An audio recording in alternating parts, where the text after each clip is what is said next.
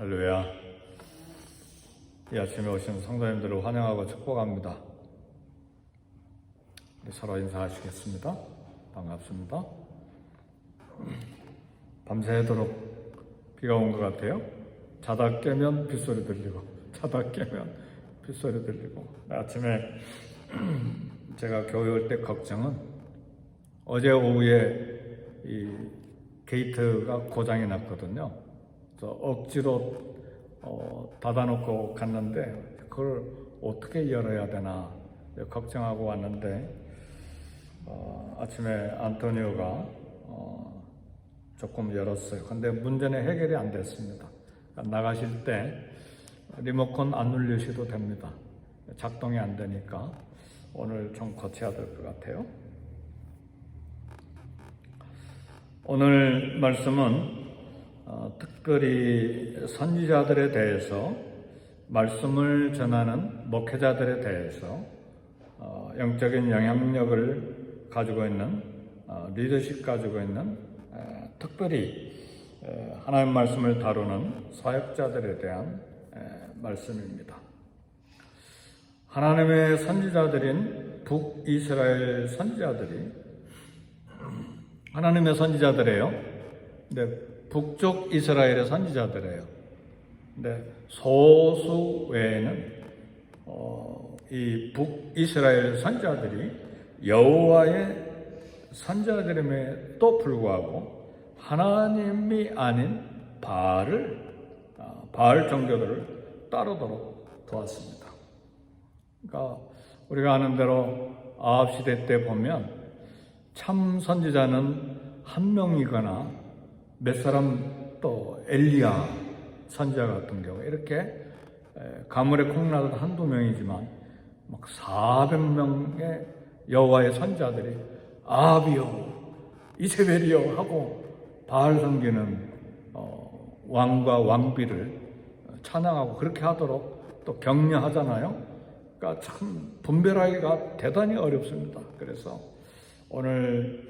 오늘 말씀, 내일 말씀이 이 거짓 선지자에 대한 말씀인데 주의를 기울여서 좀 말씀을 들어야 됩니다. 북아합과 이세벨은 지금 에레미야 이 시대 때는 이미 아합과 이세벨은 이미 죽었고 북이스라엘은 이미 아수르에게 멸망당한 그런 시기인데 이세벨과 아합은 유명하죠. 바알과 아세라 우상을 국교화했어요. 국교화했다는 말은 나라의 대표적인 종교로 그렇게 삼았다는 말이에요. 말하자면 영국으로 말하면 영국의 국교화된 교단 이름이 앵글리칸 처치잖아요. 영국 국교회. 그런 것처럼 또 독일의 국교화된 종교 이름이 뭡니까? 루터란 처치예요. 다 개신교들이에요. 앵글리칸 처치나 루터란 처치나 다 개신교예요. 그런 것처럼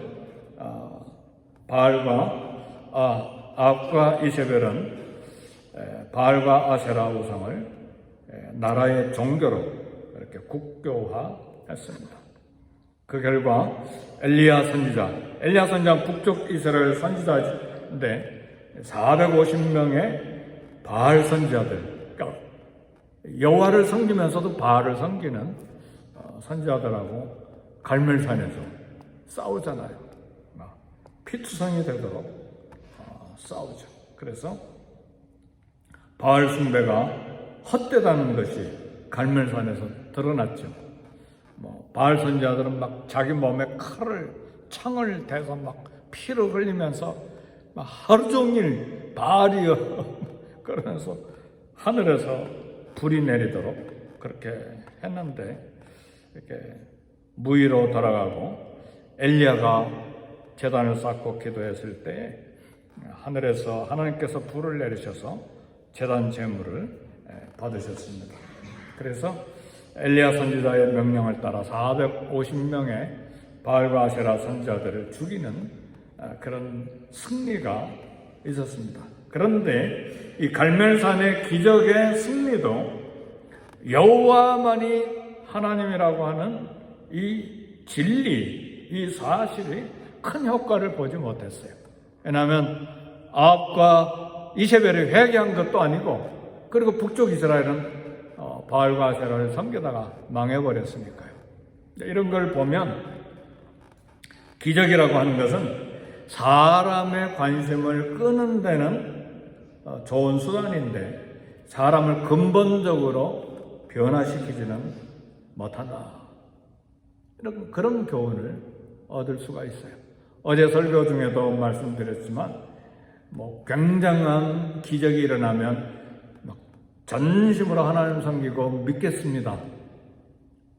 그런데 그러지 않다는 이야기예요. 왜요? 예수님이 수많은 표적과 이적을 보였으면 온 이스라엘이 다 하나님께 돌아와야 되는데 그러지 않았잖아요. 결국은 예수님 십자가에 못 박아 죽이는 불행이 생겼잖아요. 경제적인 기적을 일으켰음에도 불구하고 오병이의 기적은 베세다 광야에서 놀라운 경제적인 부흥을 일으켰잖아요.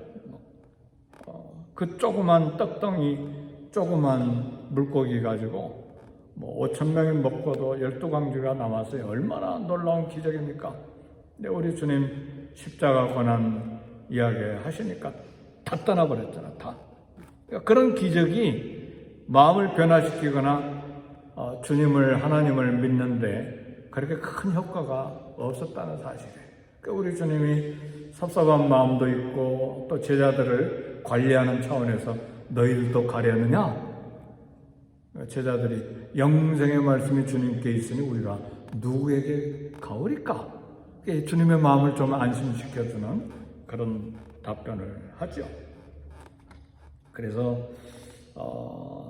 특별히 우리가 체험하는 어떤 영적인 기적들 또 경험들 잘 간직하고 하나님을 섬기는데 참 유익한 도움이 되면 좋은데 많은 경우에 그렇지 못하다.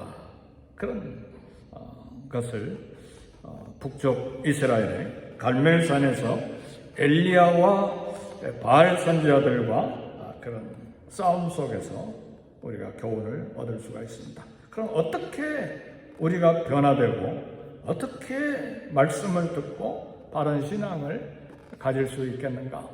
몇 가지 점검해야 될 것이 있는데 신구약 성경 이 66권이 하나님의 말씀인 것을 먼저 믿어야 돼요. 근데 이 말씀을 대수롭게 생각하고 하나 교양서적이나 내 유익을 위한 어떤 마음을 안정시키거나 하는 경건의 도구로만 생각하면 벌써 그 신앙은 문제가 심각해요. 성경이 66권의 하나님의 말씀인 걸 믿으십니까? 그렇다면 날마다 읽고 이 말씀 앞에 엎드려야 돼요. 두 번째는 하나님이 천지를 창조하신 것을 믿으십니까? 도무지 성경 잠언이나 복음서나 이런 유익한 때는 하나님 말씀으로 받아들이는데 천지 창조? 난 그거 안 봤어. 그거 못 믿어. 그럼 벌써 진화론으로 가버려요. 아메바의 시작해서 원숭이가 되고 사람이 되고 이렇게 진화론으로 가버려요. 여기도 신앙의 부흥과 개혁을 일으키기는 대단히 어렵습니다. 또 하나, 예수님 동정녀 탄생. 어떻게 남자도 모르는 마리아가 아기를 출산하고 그분이 메시아인가? 믿을 수 없다. 그러니까 한마디로 말하면 하나님의 말씀을 하나님의 말씀으로 여기지 아니할 때 종교 생활을 하는데 곁길로 간다 그 말이죠. 그래서 그런 사람들에게 기적이 일어나도 그랬어 그걸로 끝나버려요. 하나님 발견하기가 대단히 어렵다는 말이에요. 그래서 근본적으로 하나님 말씀. 그래서 우리가 캐톨릭 교회를 우리 종교 개혁 시대 때는 사단의 종교로 생각을 했어요. 또 그렇게 가르치고 그 이유는 뭐냐면 캐톨릭은 성경 위에 교회가 있어요. 그래서 성경이 말씀하지 않아도 사제 집단과 교리를 말하면 그게 성경보다 더 권위 있는 진리가 되어버려요. 교황 무엇을? 교황은 절대 죄가 없다. 그럼 마리아 승천설, 마리아는 죽지 않고 천국에 올라갔다. 성경에 있어요 그런 것이? 모든 인간은 다 죄인이죠. 교황도 죄인이고 마리아도 죄인일 뿐이죠. 그렇죠? 근데 왜 그걸 천주교에서는 믿느냐?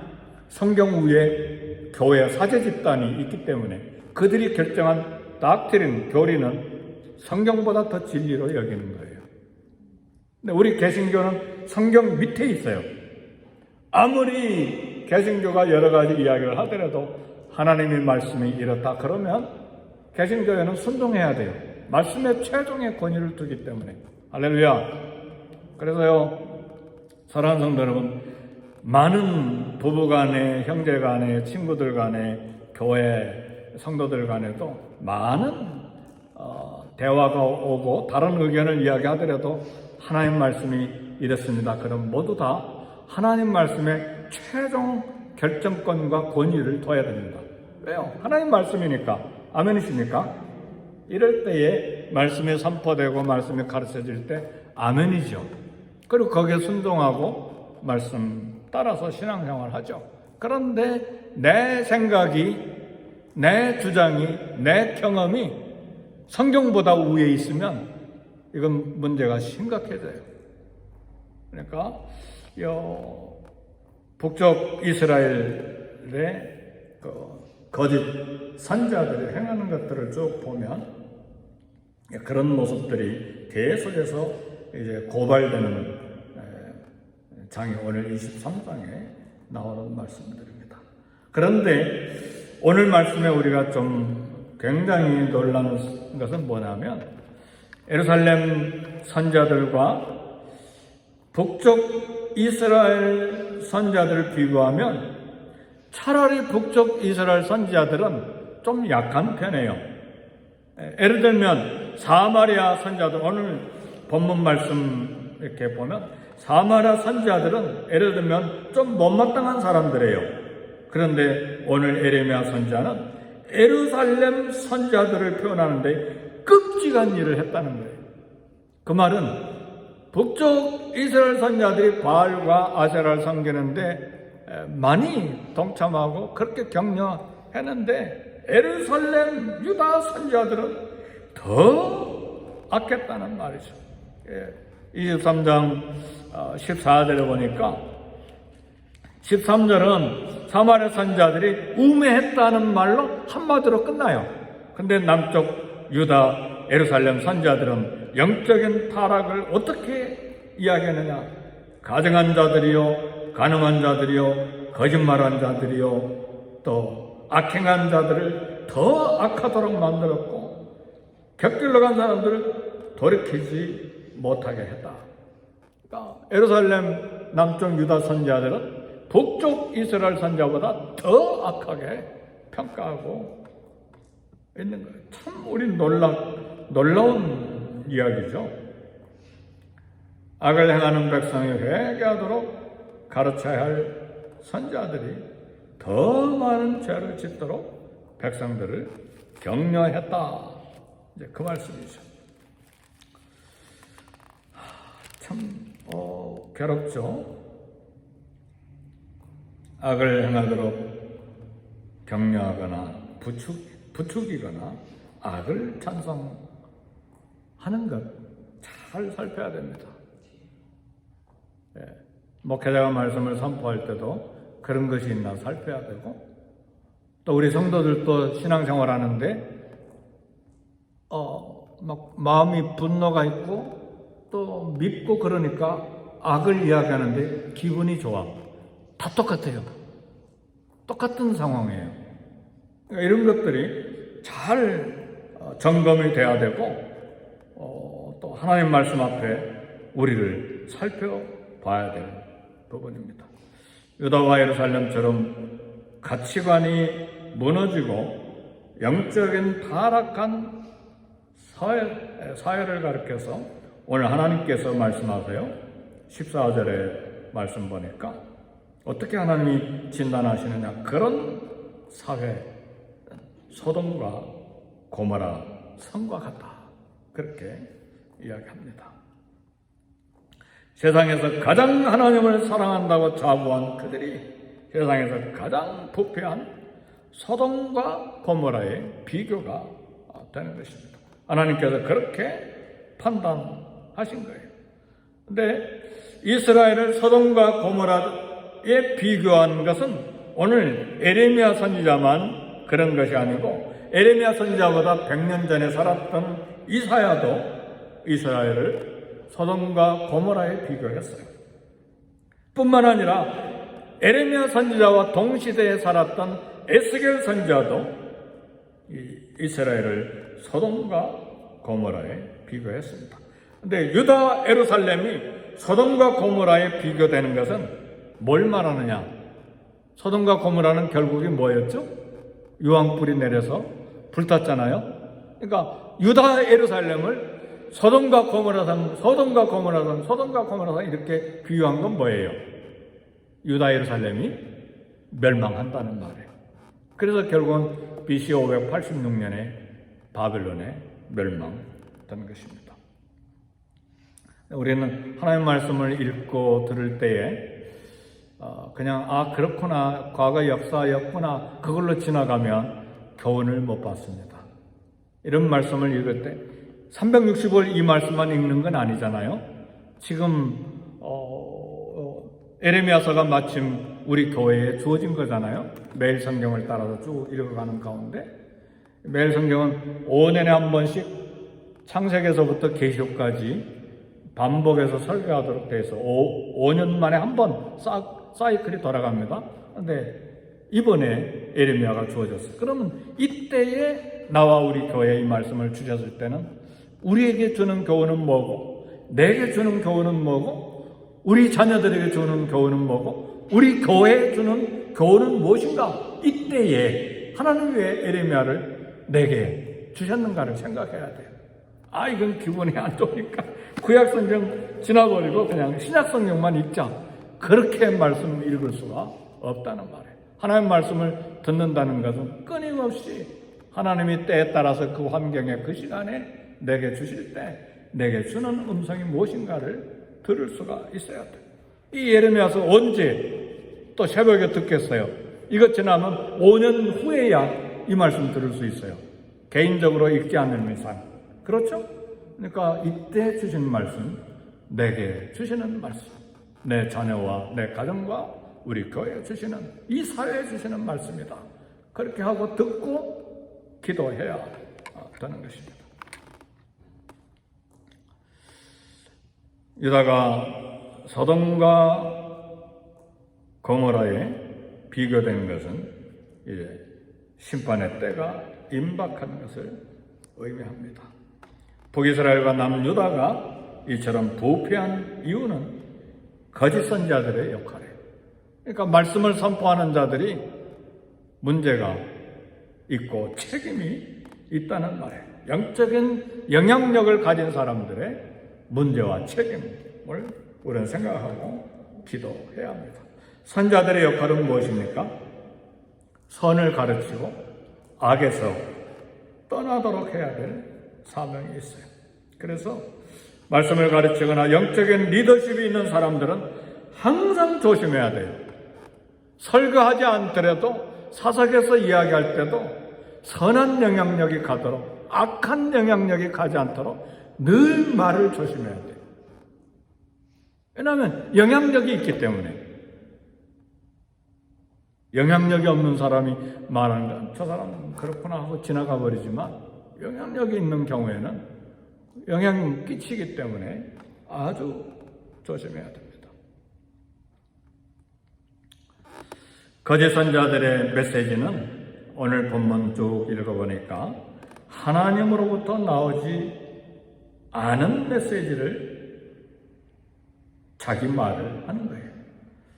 하나님이 보내시지 않으셨는데 자기 말을 하나님의 이름으로 말하는 거예요. 이게 거짓 선자의 특징입니다. 그리고 그의 삶은 하나님 말씀에 순종하지 않아요. 거짓 선자들의 대표적인 거예요. 구약에서만 나타나는 것이 아니고 저 뒤에 베드로 서에 가면 또 거짓 선자에 대한 이야기가 많이 나옵니다. 또 하나 거짓 선자의 이야기는 거짓 평안을 외쳐요. 하나님 뜻과 상관없이 무조건 평화를 외쳐요. 하나님의 지금 진노는 막 가득 차 있잖아요. 북쪽 이스라엘은 이미 심판됐고 남쪽 유다에도 예루살렘과 유다에도 하나님의 진노가 지금 임박해 있는데 평안하다. 문제 없다. 이게 거짓 선자들의 외침이에요. 왜 무조건 평화를 외치는가? 자기 이익을 보호하기 위해서요. 자기 이익을 보호하는 건 사람들이 좋아하고 만족하니까 자기 위치가 보호가 되잖아요. 그러니까 평안을 외치는 거예요. 부담되는 메시지 주지 않고. 그 다음에 거짓 선자는 백성의 죄악으로부터 돌이키도록 인도하지 않아요. 최대한 많은 사람들의 마음을 만족시켜서 자기 이익을 보호하는 것이 거짓 선자들의 특징이에요. 그래서 메시지도 잘 살펴봐야 돼요. 어떤 메시지를 전하고 있는가. 참선자는 백성을 죄에서 돌이키도록 합니다. 참선자는 백성들을 돌이키도록 하는 말씀 전하는 것이 괴로운 거예요. 사람들이 싫어하니까. 그럼에도 그 말씀을 전해야 되는 거예요. 힘들지만. 그래서 우리 믿음의 선배들은 청교도 지도자가 이런 이야기를 했어요. 목회자는 음식을 만드는 요리사가 아니라 의사다. 그러므로 입맛, 미각을 만족시키려고 노력하는 것이 아니라 환자를 회복시켜야 된다. 목회자는 요리사가 아니라 그 말이에요. 의사이기 때문에 의사는 자기 환자를 기쁘게 하는 것이 아니라 치료해야 된다. 이게 청교도 지도자의 이야기입니다. 그렇죠. 의사는 환자를 만족시키는 게 아니죠. 치료하는 것이죠. 막 두려워하고 아파도 치료해야죠. 우리 꼬마 아이 하나가 유치원에 가는데 좀 다쳐가지고 여기 왔어요. 여기 반창고 어제 보니까 반창고 2개 붙었잖아요. 근데 그게 좀 되게 아팠나 봐요. 그래서 응급실에 가서 이게 이제 치료하는데 의사 간호사 4사람이 발 하나씩, 손 하나씩, 엄마는 머리까지 잡았대요. 막 그 다쳐서 가지고 아팠던 기억 때문에 병원에 가니까 막 난리가 난 거예요. 그러니까 간호사, 의사 4사람이 붙잡았다는 거예요. 그래도 그렇게 악을 쓰고 울어도 붙잡아야 돼요. 그리고 약을 바르고 치료를 해야죠. 이거 생각하면요, 전 하나님 앞에 굉장히 많이 생각을 해요. 성도들 싫어한다고 바른 말씀 그냥 쭉 지나가 버리고 평안합니다, 축복이 있습니다. 이건 아니죠. 그렇잖아요? 그러니까 메시지 들을 때 잘 들으셔야 돼요. 바른 말씀 선포하는지 아니면 사탕 발림으로 쭉 지나가 버리는지 잘 들으셔야 돼요. 본문도 성경 주보의 본문 이야기 하잖아요. 그럼 본문도 미리 5분 전, 10분 전 이 교회에 와서 쭉 읽어보시고 무슨 메시지인가 읽어보시고 중요 메시지 빠뜨리고 설교하는가 이것도 들여다봐야 되고 늘 그렇게 비판적으로 하면 또 은혜는 못 받으니까 내게 주신 은혜는 또 무엇인가 이것도 생각해야죠. 늘 비판만 하면 은혜 못 받죠. 자기가 목사 위에 있어버리니까. 그러니까 그런 자세는 아니지만 그래도 바른 말씀을 전하느냐 살펴야 돼요. 이렇게 목회자를 막 휘둘리는 말씀을 하는가. 오늘 메시지가 그러니까 거짓 선자에 대한 이야기를 하니까요. 그래서 모든 사역자는 하나님 말씀으로 성도들을 위로하기도 하지만 만족만을 위해서 메시지가 전해지는 것이 아니라 치료를 위해서 메시지가 전해져야 됩니다. 그래서 오늘 아침에는 다른 기도도 하겠지만 살아있는 메시지, 살아있는 말씀을 선포하는 교역자들 되게 해주세요. 우리 교회뿐만 아니고 LA 땅에 모든 목회자들, 말씀 전하는 사역자들이 바른 말씀을 LA 땅에 전하게 해주세요. 이렇게 중보기도 해주시면 감사하겠습니다. 우리 같이 기도하겠습니다.